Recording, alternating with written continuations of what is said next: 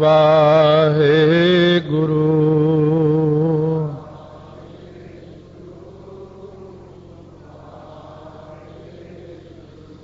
ਵਾਹਿਗੁਰੂ ਵਾਹਿਗੁਰੂ।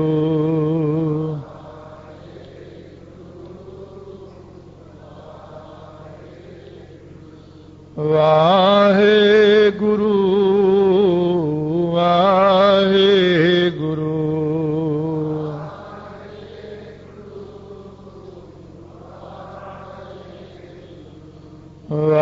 ਵਾਹਿਗੁਰੂ ਵਾਹਿਗੁਰੂ।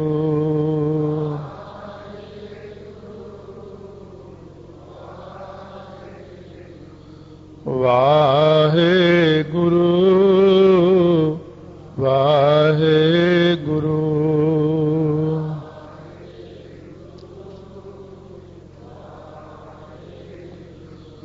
ਵਾਹਿਗੁਰੂ ਵਾਹਿਗੁਰੂ।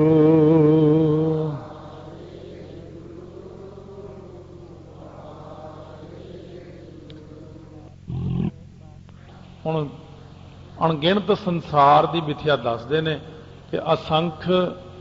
ਸੋ ਇਹ ਜਿਹੜਾ ਸ਼ੁਰੂ ਹੁੰਦੀ ਗਿਣਤੀ ਇਕਾਈ, ਦਹਾਈ, ਸੈਂਕੜਾ, ਹਜ਼ਾਰ, ਫਿਰ ਲੱਖ, ਫਿਰ ਅੱਗੇ ਕਰੋੜ, ਅਰਬ, ਖਰਬ, ਨੀਲ, ਪਦਮ, ਸੰਖ, ਇੱਥੇ ਗਿਣਤੀ ਮੁੱਕ ਜਾਂਦੀ ਹੈ। ਸੰਖ ਅਖੀਰਲੀ ਗਿਣਤੀ। ਇਦੋਂ ਅੱਗੇ ਫਿਰ ਆੜਾ ਲੱਗ ਜਾਂਦਾ ਅਸੰਖ, ਅਣਗਿਣਤ। ਸਤਿਗੁਰੂ ਮਹਾਰਾਜ ਕਹਿੰਦੇ ਅਸੰਖ ਜਪ, ਅਣਗਿਣਤ ਪ੍ਰਕਾਰ ਦੇ ਜਪ ਹਨ ਸੰਸਾਰ ਦੇ ਅੰਦਰ। ਸੋ ਇਹਦੇ ਵਿੱਚ ਕਈ ਪ੍ਰਕਾਰ ਦੇ ਜਿਹੜੇ ਜਪ ਨੇ ਕਰਨੇ, ਕਲਿਆਣਕਾਰੀ ਜਪ, ਸਵਾਧਾਏ ਜਪ, ਫਿਰ ਇਸੇ ਪ੍ਰਕਾਰ ਹੀ ਜਿਹੜੇ ਜਪ ਆਉਂਦੇ ਨੇ ਸੰਕਟ ਮੋਚਨ ਆਦਿਕ ਹੋਰ ਗ੍ਰੰਥਾਂ ਦੇ ਜਪ ਨੇ ਜਿਹੜੇ। ਇਸ ਤਰ੍ਹਾਂ ਇਹ ਜਿਹੜੇ ਜਪਾਂ ਦੇ ਨਾਂ ਨੇ, ਕਈ ਪ੍ਰਕਾਰ ਦੇ ਜਿਹੜੇ ਅਸੰਖ ਅਣਗਿਣਤ ਹੀ ਜਪ ਨੇ। ਇਸ ਤਰ੍ਹਾਂ ਦੇ ਲੋਕ ਜਪ ਕਰਦੇ ਨੇ। ਜਪ ਕਰਨ ਵਾਲੇ ਬਹੁਤ ਨੇ, ਜਪ ਦੀ ਵਿਧੀ ਦੱਸਣ ਵਾਲੇ ਬੜੇ ਨੇ, ਜਪ ਦੇ ਗ੍ਰੰਥ ਬੜੇ ਨੇ, ਜਪ ਦੇ ਫਲ ਬੜੇ ਨੇ। ਅਣਗਿਣਤ ਪ੍ਰਕਾਰ ਦੇ ਜਪ ਹਨ ਜਿਨ੍ਹਾਂ ਜਪਾਂ ਦਾ ਕੋਈ ਅੰਤ ਨਹੀਂ ਹੈ। ਸੋ ਗੁਰੂ ਨਾਨਕ ਦੇਵ ਜੀ ਮਹਾਰਾਜ ਸੱਚੇ ਪਾਤਸ਼ਾਹ ਫਰਮਾਉਂਦੇ ਨੇ ਅਸੰਖ ਜਪ, ਅਣਗਿਣਤ ਪ੍ਰਕਾਰ ਦੇ ਜਪ ਨੇ ਤੇ ਅਸੰਖ ਭਾਉ। ਭਾਉ ਕਹਿੰਦੇ ਪ੍ਰੇਮ ਨੂੰ। ਅਣਗਿਣਤ ਪ੍ਰਕਾਰ ਦੇ ਪ੍ਰੇਮ ਨੇ। ਸੋ ਕਈ ਪ੍ਰਕਾਰ ਦੇ ਪ੍ਰੇਮ ਨੇ, ਕਈ ਪ੍ਰਕਾਰ ਦੇ ਪ੍ਰੇਮੀ ਨੇ, ਕਈ ਪ੍ਰਕਾਰ ਦੇ ਪ੍ਰੇਮ ਗ੍ਰੰਥ ਨੇ। ਤੇ ਸ਼੍ਰੋਮਣੀ ਪ੍ਰੇਮ ਮਹਾਰਾਜ ਨੇ ਕਿਹਾ ਸਾਚ ਕਹੋ ਸੁਣ ਲਿਓ ਸਬੈ, ਜਿਨ ਪ੍ਰੇਮ ਕੀਓ ਤਿਨ ਹੀ ਪ੍ਰਭ ਪਾਇਓ। ਇਸ ਤਰ੍ਹਾਂ ਇੱਕ ਪ੍ਰੇਮ ਇਹ ਹੈ ਕਿ ਚੰਦ ਚਕੋਰ ਪ੍ਰੀਤ ਹੈ ਲਾਏ ਤਾਰ ਨਿਹਾਲੇ। ਇੱਕ ਪ੍ਰੇਮਾ ਭਗਤੀ ਹੈ। ਇਹਦੇ ਵਿੱਚ ਸਿਰਫ ਪ੍ਰੇਮ ਹੀ ਕੀਤਾ ਜਿਨ੍ਹਾਂ ਨੇ ਪ੍ਰੇਮ ਦੇ ਨਾਲ ਹੀ ਪਰਮੇਸ਼ਰ ਦੀ ਪ੍ਰਾਪਤੀ ਕਰ ਲਈ। ਅਣਗਿਣਤ ਪ੍ਰਕਾਰ ਦਾ ਪ੍ਰੇਮ ਹੈ, ਅਣਗਿਣਤ ਪ੍ਰਕਾਰ ਦੇ ਜਿਹੜੇ ਜਪ ਹਨ। ਇਸ ਤਰ੍ਹਾਂ ਉਹ 500 ਜਾਪ ਕਰਨਾ, ਜਿਵੇਂ ਪਾਪਾਂ ਦੇ ਨਾਸ ਵਾਸਤੇ ਕਲਿਆਣਕਾਰੀ ਜਾਪ ਕਰਨਾ, ਇਹ ਸਾਰੇ ਪ੍ਰਕਾਰ ਦੇ ਜਪ ਸੰਸਾਰ ਕਰਦਾ। ਅਸੰਖ ਪੂਜਾ, 16 ਪ੍ਰਕਾਰ ਦੀ ਹੀ ਪੂਜਾ ਨਹੀਂ, ਮਹਾਰਾਜ ਕਹਿੰਦੇ ਅਣਗਿਣਤ ਪ੍ਰਕਾਰ ਦੀ ਪੂਜਾ ਹੈ। ਕੋਈ ਅਰਗ ਕਰਦਾ ਹੈ, ਕੋਈ ਛਿੜਕਾਓ ਕਰਦਾ ਹੈ, ਕੋਈ ਧੂਫ ਲਾਉਂਦਾ ਹੈ, ਕੋਈ ਸਿਰ ਅਰਪਣ ਕਰਦਾ ਹੈ, ਕੋਈ ਪਾਣੀ ਦੀ ਸੇਵਾ ਕਰਦਾ ਹੈ। ਕਈ ਪ੍ਰਕਾਰ ਦੀ ਪੂਜਾ ਦਾ ਕੋਈ ਅੰਤ ਨਹੀਂ ਕਿ ਕਿੰਨੇ ਪ੍ਰਕਾਰ ਦੀਆਂ ਅਣਗਿਣਤ ਹੀ ਦੁਨੀਆ ਪੂਜਾ ਕਰਦੀ ਪਰਮੇਸ਼ਰ ਦੀਆਂ। ਇਹ ਸ਼ਾਂਤ ਕੀ ਜਿਹੜੀ ਬਿਰਤੀ ਹੈ ਨਾ, ਇਹਦੇ ਚ 3 ਪੌੜੀਆਂ ਨੇ। ਇੱਕ ਸ਼ਾਂਤ ਕੀ ਹੈ, ਸਤੋ ਗੁਣ ਕਹਿੰਦੇ ਆ। ਦੂਸਰੀ ਪੌੜੀ ਜਿਹੜੀ ਉਹ ਤਮੋ ਗੁਣ ਦੀ ਹੈ। ਕੁਝ ਵਿੱਚ ਮਿਲ ਕੇ ਫਿਰ ਰਾਜਸੀ ਗੁਣ ਵੀ ਆਉਣਗੇ ਅੰਤ ਤੀਸਰੀ ਪੌੜੀ ਦੇ ਵਿੱਚ। ਕਿਉਂ ਰਜੋ ਤਮੋ ਸਤੋ 3 ਪੌੜੀਆਂ ਨੇ ਇਹ। ਤੋਂ ਇਹ ਹੁਣ ਸ਼ਾਂਤ ਕੀ ਬਿਰਤੀ ਦੇ ਵਿੱਚ ਵਰਤ ਰਹੇ ਨੇ। ਅਸੰਖ, ਤਪ, ਤਾਓ, ਅਣਗਿਣਤ ਪ੍ਰਕਾਰ ਦੇ ਤਪ ਨੂੰ ਤਾਉਣ ਵਾਲੇ ਹਨ, ਅਣਗਿਣਤ ਪ੍ਰਕਾਰ ਦੇ ਤਪ ਨੂੰ ਕਰਨ ਵਾਲੇ ਹਨ। ਬਹੁਤ ਸਾਰੇ ਜਿਹੜੇ ਜੀਵ ਨੇ ਉਹ ਤਪ ਕਰਦੇ ਨੇ, 5 ਧੂਣੀਆਂ ਤਾ ਕੇ, ਸਵਾਹ ਮਲ ਕੇ, ਪਾਣੀ 'ਚ ਖੜ ਕੇ, ਪੁੱਠੇ ਲਟਕ ਕੇ, ਜਲ ਧਾਰੇ ਕਰਕੇ, ਕਈ ਵਰਖਾ ਹੀ ਸਹਾਰਦੇ ਨੇ, ਬਰਸਾਤ ਦੇ ਦਿਨਾਂ ਵਿੱਚ ਬਾਹਰ ਖੜ ਕੇ ਇਹਨੂੰ ਵੀ ਤਪ ਮੰਨਦੇ ਨੇ। ਇੱਕ ਲੱਤ ਦੇ ਭਾਰ ਖੜਨਾ, ਇੱਕ ਹੱਥ ਉੱਪਰ ਨੂੰ ਕਰਨਾ, ਕਈ ਸਵਾਹ ਹੀ ਪਿੰਡੇ ਤੇ ਮਲੀ ਜਾਂਦੇ ਨੇ, ਭੁੱਖੇ ਰਹੀ ਜਾਂਦੇ ਨੇ, ਕਈ ਇਕੱਲਾ ਪਾਣੀ ਪੀਂਦੇ ਨੇ। ਮਹਾਰਾਜ ਕਹਿੰਦੇ ਇਸ ਪ੍ਰਕਾਰ ਅਣਗਿਣਤ ਪ੍ਰਕਾਰ ਦੇ ਤਾਪਾਂ ਨੂੰ ਕਰਨ ਵਾਲੇ ਬੇਅੰਤ ਜੀਵ ਸੰਸਾਰ ਦੇ ਅੰਦਰ ਤਪ ਕਰਦੇ ਨੇ। ਅਸੰਖ ਗ੍ਰੰਥ ਮੁੱਖ ਵੇਦ ਪਾਠ, ਅਣਗਿਣਤੀ ਗ੍ਰੰਥ ਨੇ ਸੰਸਾਰ ਦੇ ਅੰਦਰ, ਕੋਈ ਗ੍ਰੰਥਾਂ ਦਾ ਅੰਤ ਨਹੀਂ, ਜਿਨ੍ਹਾਂ ਦੇ ਵਿੱਚੋਂ ਵੇਦਾਂ ਦੇ ਪਾਠ ਨੂੰ ਮੁੱਖ ਮੰਨਿਆ, ਅਥਵਾ ਮੁੱਖ ਦੇ ਨਾਲ ਵੇਦਾਂ ਦੇ ਪਾਠ ਨੂੰ ਬਹੁਤ ਸਾਰੇ ਲੋਕ ਕਰਦੇ ਨੇ। ਅਣਗਿਣਤ ਪ੍ਰਕਾਰ ਦੇ ਜਿਹੜੇ ਗ੍ਰੰਥ ਨੇ, ਇਹਨਾਂ ਗ੍ਰੰਥਾਂ ਵਿੱਚ ਅਣਗਿਣਤ ਪ੍ਰਕਾਰ ਦੇ ਫਲ ਲਿਖੇ ਹੋਏ ਨੇ, ਵਿਧੀਆਂ ਲਿਖੀਆਂ ਹੋਈਆਂ ਨੇ। ਇਹ ਸ਼ਾਂਤ ਰੂਪ ਜਿਹੜਾ ਹੈ, ਸ਼ਾਂਤ ਕੀ ਸੁਭਾਵ, ਉਹਨੂੰ ਕਥਨ ਕਰਦਿਆਂ ਕਹਿੰਦੇ ਨੇ ਅਸੰਖ ਜੋਗ ਮਨ ਰਹਿ ਉਦਾਸ। ਅਣਗਿਣਤ ਪ੍ਰਕਾਰ ਦਾ ਜੋਗ ਹੈ ਸੰਸਾਰ ਦੇ ਅੰਦਰ। ਲੈ ਜੋਗ ਹੈ, ਹਠ ਜੋਗ ਹੈ, ਮੰਤਰ ਜੋਗ ਹੈ, ਧਿਆਨ ਜੋਗ ਹੈ, ਗਿਆਨ ਜੋਗ ਹੈ, ਅਗਰਪਤ ਜੋਗ ਹੈ, ਸਗਰਪਤ ਜੋਗ, 44 ਪ੍ਰਕਾਰ ਦਾ ਜੋਗ, 101 ਪ੍ਰਕਾਰ ਦਾ ਕੁੱਲ ਜੋਗ ਹੈ। ਹੁਣ ਲੈ ਜੋਗ ਦੇ ਵਿੱਚ ਬਿਰਤੀ ਸੁਤੇ ਸਿੱਧ ਕੋਈ ਕਰੋੜਾਂ ਚੋਂ ਇੱਕ ਬੰਦਾ ਹੁੰਦਾ ਜਿਹਦੀਆਂ ਬਿਰਤੀਆਂ ਆਪਣੇ ਆਪ ਹੀ ਇਕੱਠੀਆਂ ਹੋ ਜਾਂਦੀਆਂ। ਪ੍ਰਮਾਣ ਵਿਪਰਜੇ ਨਿੰਦਰਾ ਵਿਕਲਪ ਸਿਮਰਤੀ, 5 ਬਿਰਤੀਆਂ ਆਪਣੇ ਆਪ ਹੀ ਕਈਆਂ ਦੀਆਂ ਸੁਤੇ ਸਿੱਧੀ ਸਾਰੀ ਜ਼ਿੰਦਗੀ ਉਹਨਾਂ ਨੂੰ ਵਿਕਾਰ ਹੀ ਨਹੀਂ ਫੁਰਦੇ। ਉਹ ਤਾਂ ਕੋਈ ਭਾਗਾਂ ਵਾਲਾ ਹੀ ਹੁੰਦਾ ਕਰੋੜਾਂ ਚੋਂ ਇੱਕ। ਕਈ ਮੰਤਰ ਦੇ ਨਾਲ ਆਪਣੀ ਬਿਰਤੀ ਨੂੰ ਰੋਕਦੇ ਨੇ, ਕਈ ਹੱਠ ਨਾਲ ਰੋਕਦੇ ਨੇ, ਕਈ ਪ੍ਰਕਾਸ਼ ਨਾਲ ਰੋਕਦੇ ਨੇ। ਆਪੋ ਆਪਣੀਆਂ ਵਿਧੀਆਂ ਨੇ ਹਰੇਕ ਪ੍ਰਕਾਰ ਦੀਆਂ, ਗਿਆਨ ਯੋਗ, ਧਿਆਨ ਯੋਗ, ਕਈ ਗਿਆਨ ਨਾਲ ਜੋੜਦੇ ਨੇ, ਕਈ ਧਿਆਨ ਨਾਲ ਬਿਰਤੀ ਰੋਕਦੇ ਨੇ, ਕਈ ਅਗਰਭੱਤ ਯੋਗ ਬਿਨਾਂ ਮੰਤਰ ਤੋਂ ਹੀ ਬਿਰਤੀ ਨੂੰ ਰੋਕਦੇ ਨੇ, ਸਵਾਸਾਂ ਨੂੰ ਚੜਾਉਂਦੇ, ਕਈ ਸਗਰਭੱਤ, ਜਿਹੜੇ ਸਗਰਭੱਤ ਵਾਲੇ ਇਹ ਸਮੇਤ ਮੰਤਰ ਦੇ ਬਿਰਤੀ ਨੂੰ ਜੋੜਨ ਨੂੰ ਕਹਿੰਦੇ ਨੇ ਸਗਰਭੱਤ। ਮਨ ਰਹਿ ਉਦਾਸ, ਕਈ ਅਣਗਿਣਤੀ ਇਹੋ ਜਿਹੇ ਨੇ ਜਿਹੜੇ ਮਨ ਕਰਕੇ ਉਦਾਸ ਹੀ ਰਹਿੰਦੇ ਨੇ, ਉਹ ਪਰਾਮ ਰਹਿੰਦੇ ਨੇ, ਬਾਹਰ ਜੰਗਲਾਂ ਵਿੱਚ ਹੀ ਤੁਰੇ ਰਹਿੰਦੇ ਨੇ, ਜਾਂ ਦੁਨੀਆ 'ਚ ਰਹਿ ਕੇ, ਘਰੇ ਰਹਿ ਕੇ ਵੀ ਉਦਾਸ ਰਹਿੰਦੇ ਨੇ। ਸੋ ਮਹਾਰਾਜ ਸੱਚੇ ਪਾਤਸ਼ਾਹ ਜਿਵੇਂ ਬਚਨ ਕਰਦੇ, ਗੁਰਸਿੱਖ ਜੋਗੀ ਜਾਗਦੇ ਮਾਇਆ ਅੰਦਰ ਕਰਨ ਉਦਾਸੀ। ਉਹ ਜਿਹੜੇ ਇਹੋ ਜਿਹੇ ਅਣਗਿਣਤ ਯੋਗ ਕਰਨ ਵਾਲੇ ਨੇ ਉਹ ਉਦਾਸ ਰਹਿੰਦੇ ਨੇ, ਮਨ ਦੇ ਅੰਦਰ ਮਾਇਆ ਤੋਂ ਉਪਰਾਮ ਰਹਿੰਦੇ ਨੇ। ਇਸ ਤਰ੍ਹਾਂ ਦੇ ਲੋਕ ਯੋਗ ਕਰਦੇ ਅਣਗਿਣਤ ਪ੍ਰਕਾਰ ਦੇ। ਅਸੰਖ ਭਗਤ, ਅਣਗਿਣਤੀ ਭਗਤ ਨੇ, ਕੋਈ ਭਗਤਾਂ ਦੀ ਗਿਣਤੀ ਨਹੀਂ। 4 ਪ੍ਰਕਾਰ ਦੇ ਭਗਤ ਤਾਂ ਸੁਤੇ ਸਿੱਧੇ ਗਿਣੇ ਨੇ ਆਪਾਂ ਨੇ। ਆਰਤ ਭਗਤ, ਦੁਖੀ ਹੋ ਕੇ ਭਗਤੀ ਕਰਨੀ। ਦੁਖੀ ਹੋ ਕੇ ਪ੍ਰਹਿਲਾਦ ਜੀ ਨੇ ਭਗਤੀ ਕੀਤੀ, ਦੁੱਖ ਹੋਇਆ ਤਾਂ ਭਗਤੀ ਕੀਤੀ। ਫਿਰ ਅਰਥਾਰਥੀ ਭਗਤ, ਕਿਸੇ ਮਤਲਬ ਲਈ ਭਗਤੀ ਕਰਨੀ, ਧਰੂ ਜੀ ਨੇ ਕੀਤੀ ਰਾਜ ਵਾਸਤੇ। ਆਨੰਦ ਭਗਤ, ਭਗਤ ਨਾਮਦੇਵ ਜੀ ਵਰਗੇ ਆਨੰਦ ਭਗਤ ਹੋਏ ਨੇ। ਆਨੰਦ ਭਗਤ ਉਹ ਹੁੰਦਾ ਜਿਹੜਾ ਕੇਵਲ ਇੱਕ ਨੂੰ ਹੀ ਮੰਨੇ। ਫਿਰ ਗਿਆਨੀ ਭਗਤ,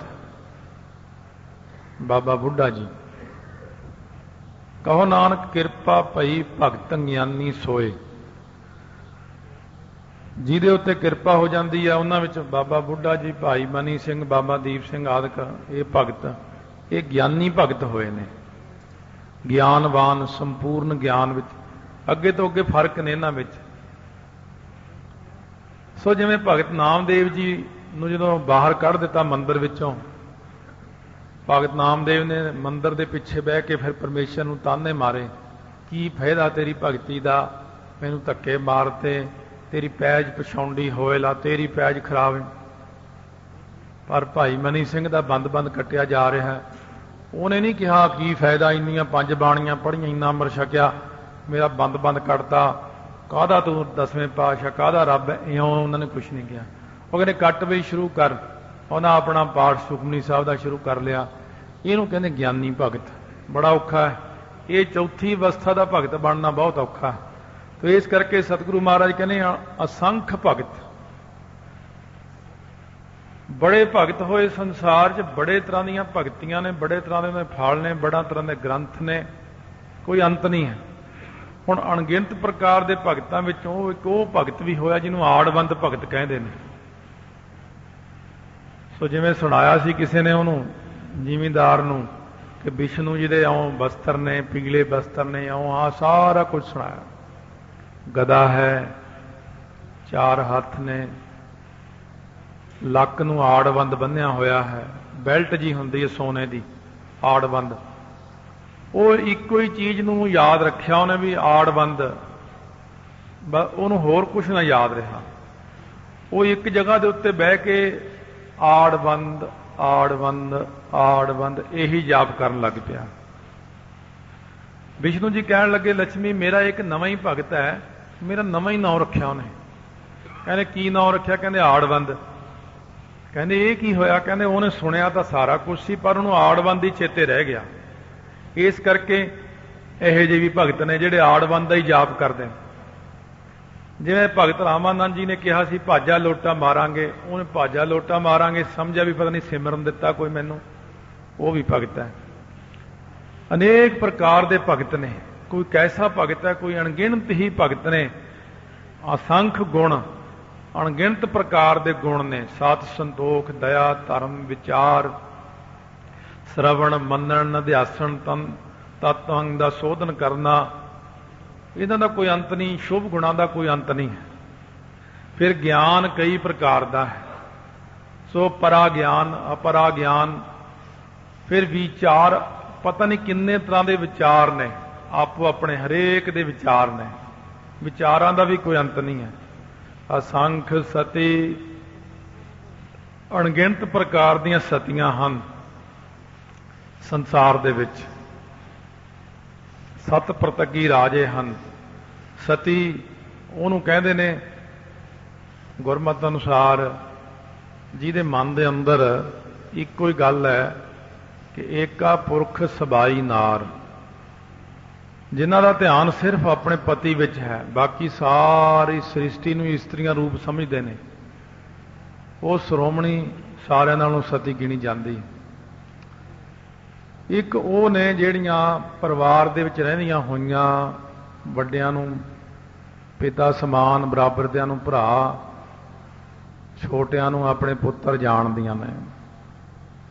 एक ये बिरती है। एक तीसरी प्रकार ਦੀਆਂ ਸਤੀਆਂ ਦੀ बिरती ये है कि पति ਨੂੰ पति रूप परमेश्वर रूप जानना, सत्कार बाकियां ਦਾ भी बहुत करना, सहुरे ਦਾ, सस ਦਾ, जेठ ਦਾ, दराणी ਦਾ, ऐसियां भी सतियां हैं। एक वो सतियां ने ਜਿਹੜੀਆਂ मन करके डोल जांदियां ने, शरीर करके कायम रहिंदियां ने, उन्होंने भी सतियां विच मन्निया जांदा। एक वो सतियां ने ਜਿਹੜੀਆਂ मन करके डोल जांदियां ने, शरीर करके डोलना चाहुंदियां ने पर समा नहीं मिलता, वो भी सतियां ने जे बच जाण ते अंतिम समय तक। एक वो सारियां नालों श्रोमणी सतियां, तीजे पातशाह महाराज कहने सतियां यह ना आखियन जे मड़िया लग जलन, सतियां सेई नानका जे बिरह चोट मरन। बिरहा की चोट नाल ही मर जांदियां। जिवें सो भगत जयदेव की घर वाली पद्मावती, उन्हां दी इस्त्री सी, राजा सी वो पीपा भगत सीता। सीता ते पद्मावती आपस में गल्लां करदियां बैठियां। उन्हें अपनियां, सीता ने कहा भी मेरे भरा सारे मारे गए लड़ाई विच, फिर मेरियां भरजाइयां ने जाके अग विच सड़ के सती हो गई। पद्मावती कहन लगी इहनूं सतियां नहीं मन्निया जांदा, इह तां जबरदस्ती है। सती वो हुंदी है जिहड़ी पति दे सुन के भी प्राण मेरे पति ने छड़ दिते, पति का विछोड़ा सुनदियां ही मर जांदियां। सीता ने गल ध्यान च रखी। एक दिन राजे पीपे नूं कहन लगी कि तुसी जंगल विच भगत जी नूं शिकार नाल लै जाओ, उत्थे किसी हिरन नूं मार मूर के भगत जी दे कपड़े किसी तरीके नाल बदली करवा दिओ, कपड़े होर पहना दिओ, इन्हां दे कपड़िਆਂ नूं हिरन दा खून ला दिओ, हिरन दे खून च लवेड़ के जां किसी भी जानवर दे खून च लवेड़ के भेज दिओ इत्थे। राजे ने इस तरह ही कीता। जदों वो कपड़े लपेट के घर भेज दिते, सुनेहा दिता। सीता ने गल कही, पद्मावती आ तेरे पति दे कपड़े आ गए, उन्होंने जानवर ने खा लिया जंगल च किसे। पद्मावती उस वक्त ही शरीर छड्ड गई, सुनदियां सारी। बस उन्हें इन्ना ही सुनिया कि मेरा पति शरीर छड्ड गया, नाल ही शरीर छड्ड गई। फिर सीता ने बहुत पछतावा किया। जय देवी नूं उत्थे पता लग गया कि मेरी पत्नी चढ़ाई कर गई, छेती नाल वापस आ गए। कहते सीता तू बहुत माड़ा किया, तैनूं पता सी ये सारियां श्रोमणीਆਂ सतियां विचों सती है। सो उस वक्त ये फिर आके जदों चुक के जा रहे सन तो उस वक्त आके ज्ञानदेव भगत ने ਇਹਦੀ पत्नी नूं फिर सुरजीत कर दिता सी। तो इस प्रकार सतगुरु महाराज कहने अणगिणत प्रकार दीयां सतियां हन संसार दे विच। सो ऐसा ही अध्यात्मक रामायण पंडित गुलाब सिंह जी ने लिखी है। रामचंद्र जी सीता नूं सुणाउंदिआं कहंदे ने, कहंदे ਜਿਹੜੀ सतियां चार प्रकार दीयां हुंदियां ने, ਜਿਹੜੀ आ सारी जिंदगी अपने मूँह विचों कोई भैड़ी गल ना करे, वो 500 साल स्वर्गां च रहिंदी सीता अपने पति समेत। ਜਿਹੜੀ सारी जिंदगी शरीर करके बची रहे ते ਜਿਹੜੀ मन करके बची रहे, मन विच भी विकार ना आउण, वो 1000 साल रहिंदी है स्वर्गां दे विच। ਜਿਹੜੀ शरीर करके बची रहे, मन करके बची रहे, बाणी करके बची रहे, वो सती इंद्र की उम्र तक उत्थे रहिंदी है। इंद्र की उम्र बहुत लंबी है, जब तक स्वर्ग रहेगा उदों तक वो रहेगी। कहते इस तो उपर भी कोई सती है। तो रामचंद्र जी कहन लगे ये तो उत्ते एक सती होर है, जिहड़ी अपने पति नूं ही पति समझदी है, दूजिआं नूं समझदी बिल्कुल कुछ ही नहीं, वो समझदी एवें इस्त्रियां तुरियां फिरदियां हैं। कहते महाराज उस सती का की बनता है? रामचंद्र जी कहते वो अमर हो जाती है, अपने पति के समेत वो सचखंड नूं चली जाती है। तो इस करके सतगुरु महाराज कहने अणगिणत प्रकार दीयां सतियां ने। इसी प्रकार गुरसिख ने भी सती गुणा धारण करना है।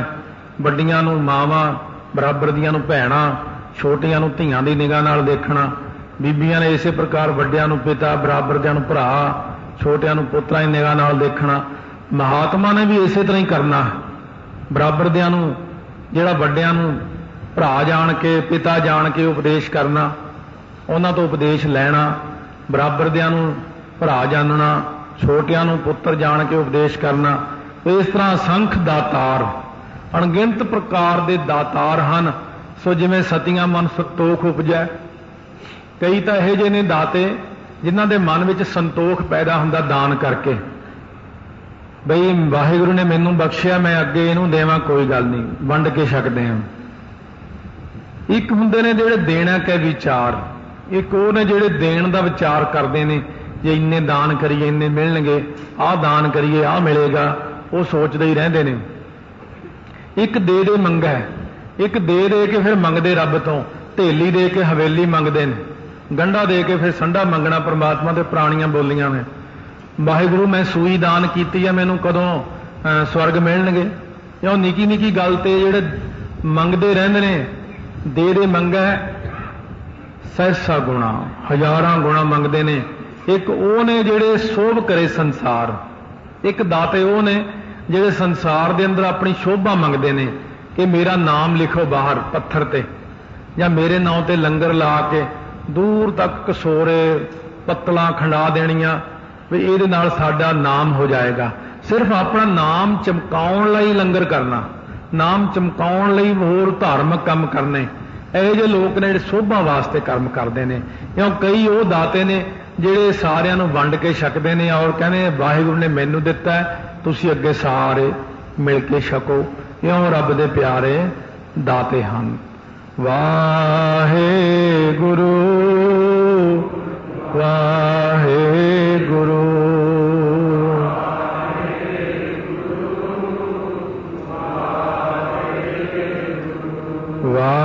वाहिगुरू वाहिगुरू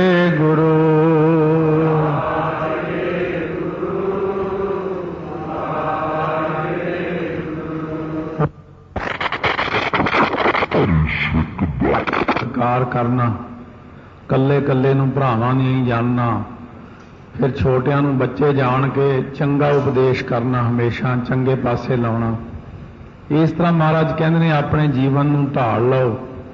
सो इस तरह ही असंख सूर मोह पाखसार। ਜਿਹੜਾ ਸੰਖ ਸਤੀ ਸੰਖ ਦਾਤਾਰ ਤੱਕ ਹੈ, ਇਹ ਸ੍ਰਿਸ਼ਟੀ ਜਿਵੇਂ ਤਿੰਨ ਤਰ੍ਹਾਂ ਦੀ ਕਥਨ ਕੀਤੀ ਹੈ, ਸ਼ਾਂਤ ਕੀ ਸ੍ਰਿਸ਼ਟੀ, ਫਿਰ ਤਾਮਸੀ ਸ੍ਰਿਸ਼ਟੀ, ਰਾਜਸੀ ਸ੍ਰਿਸ਼ਟੀ। ਹੁਣ ਤੱਕ ਤਾਂ ਸ਼ਾਂਤ ਕੀ ਸ੍ਰਿਸ਼ਟੀ ਦਾ ਕਥਨ ਹੋਇਆ। ਹੁਣ ਰਾਜਸੀ ਸ੍ਰਿਸ਼ਟੀ ਦਾ ਕਥਨ ਕਰਦਿਆਂ ਹੋਇਆਂ ਕਹਿੰਦੇ ਨੇ ਅਸੰਖ ਸੂਰ ਮੋਹ ਪਾਖ ਸਾਰ। ਅਸੰਖ ਅਣਗਿਣਤ ਹੀ ਸੂਰ ਸੂਰਮੇ ਜਿਹੜੇ ਨੇ ਉਹ ਮੂੰਹ ਦੇ ਉੱਤੇ ਬਿਨਾਂ ਢਾਲ ਲਿਆਈ ਸਾਰ ਤੱਕ ਲੋਹੇ ਨੂੰ ਭਖਦੇ ਨੇ, ਭਾਵ ਖਾਂਦੇ ਨੇ। ਐਸੇ ਵੀ ਯੋਧੇ ਹਨ ਜਿਹੜੇ ਕਹਿੰਦੇ ਢਾਲ ਦੀ ਮੈਨੂੰ ਲੋੜ ਹੀ ਨਹੀਂ, ਜੰਗ ਦੇ ਵਿੱਚ ਜਾ ਕੇ ਲੜਦੇ ਨੇ। ਵੀਰ ਪਾਰ ਬੜੇ ਬਰਿਆਰ, ਉਹ ਜਿਹੜੇ ਬੜੇ ਬੜੇ ਵੀਰ ਅਪਾਰ ਨੇ, ਬੜੇ ਤਕੜੇ ਯੋਧੇ ਨੇ, ਬੜੇ ਬਰਿਆਰ ਹੁੰਦਾ ਬਹੁਤ ਤਕੜਾ ਯੋਧਾ। ਅਬ ਸਾਰ ਕੀ ਧਾਰ ਪਛਈਆ। ਉਹ ਜਿਹੜੇ ਲੋਹੇ ਨੂੰ ਆਪਣੇ ਮੂੰਹ ਦੇ ਉੱਤੇ ਸਹਾਰਦੇ ਨੇ। ਤੋਰਤ ਦੇਸ ਮਲਿੰਦਮ ਵਾਸਨ ਮਾਤੇ ਗਜਾਨ ਕੇ ਮਾਨ ਮਲਈਆ। ਗਾੜੇ ਗੜਾਨ ਕੇ ਤੋੜਨ ਸਹਾਰ ਸੋ ਬਾਤਨ ਹੀ ਚੱਕਚਾਰ ਲਵਈਆ। ਉਹ ਜਿਹੜੇ ਐਸੇ ਯੋਧੇ ਨੇ ਲੜਨ ਵਾਲੇ ਮੈਦਾਨੇ ਜੰਗ ਦੇ ਵਿੱਚ ਮੂੰਹ ਦੇ ਉੱਤੇ ਸੱਟਾਂ ਸਿੱਧੀਆਂ ਸਹਾਰਦੇ ਨੇ, ਜਿਹੜੇ ਮੈਦਾਨੇ ਜੰਗ ਦੇ ਵਿੱਚ